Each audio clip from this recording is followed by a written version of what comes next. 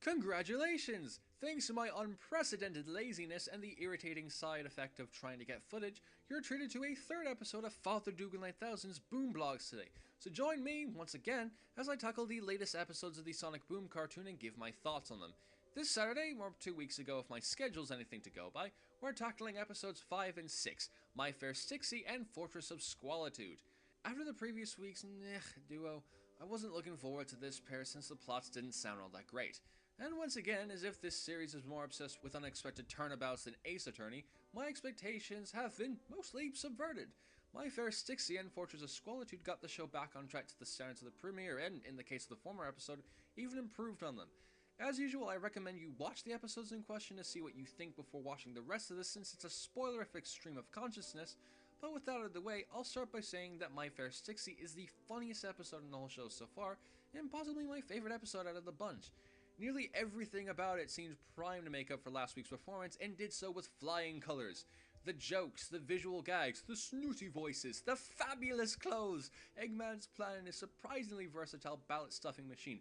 It all combined to make one of the funniest episodes I've ever seen for any cartoon in quite some time, that even managed to take elements I wasn't very keen on prior and improve upon them.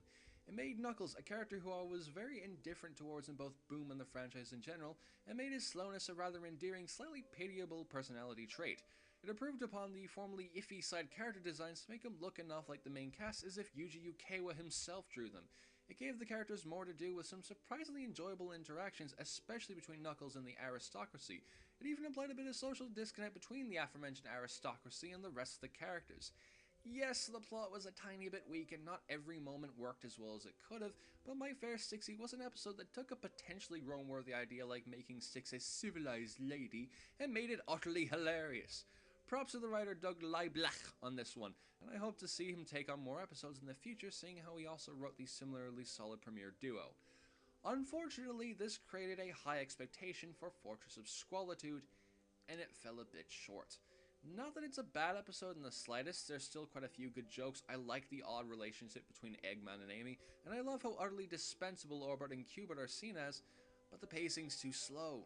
There are 2 montage sequences, and both of them go very slowly, as if the writers couldn't think of enough good gags for tarting up Eggman's evil air and decided just to stretch them out. It's a terrible idea that really kills the pace and lets down the ending by building up to a number of potentially good jokes and never paying them off, instead going with the climax that feels rushed. I can't wait to see more interactions between Eggman and other characters besides Sonic and Tails, or even different sides to those relationships, but this episode just couldn't do it. If it had made the montages quicker, there would have been more time for everything to end properly and maybe add another good joke or two. Still, it's a decent episode and worth checking out for, if nothing else, a My Little Pony reference of all things. Otherwise, everything else is back onto form. The animation's full of life once more and even varies itself by getting the characters to dress up with fabulous clothes, and the voice acting is actually very solid, with all the actors out to top each other in terms of great performances and hilariously snooty voices, and the music, though still a bit forgettable, manages to fit what's going on well and stay enjoyable.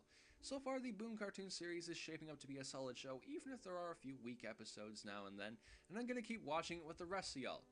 Oh, and one more thing. Am I the only one who thinks Comedy Chimp is utterly terrifying?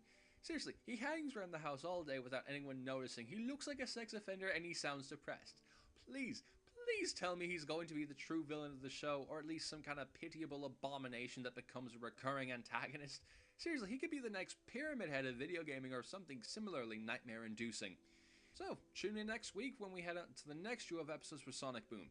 Thanks for watching this third Boom blog, I hope you enjoyed it, and until we meet again, have a great day, y'all!